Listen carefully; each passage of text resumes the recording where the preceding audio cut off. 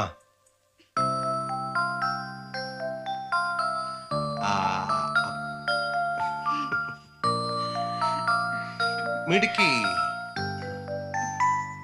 എന്താ മോളുടെ പേര്? പാർവതി. പാർവതി. നല്ല പേരല്ലേ?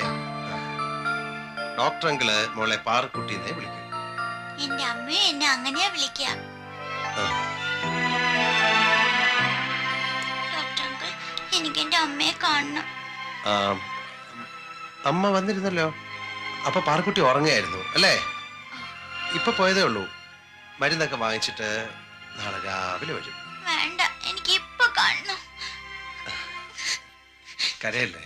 പാറക്കുട്ടി മിടിക്കല്ലേ? പാറക്കുട്ടിയുടെ കാര്യങ്ങൾ നോക്കാൻ ഞങ്ങളൊക്കെ ഇല്ലേ?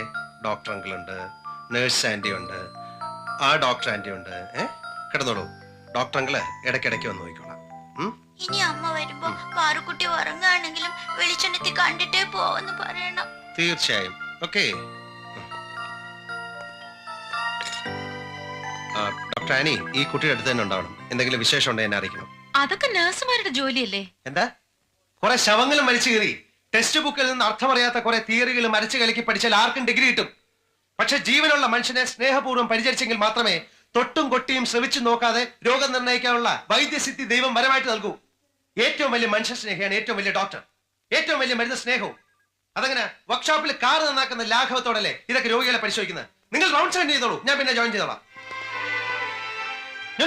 ജോലിയാണ് പോലും.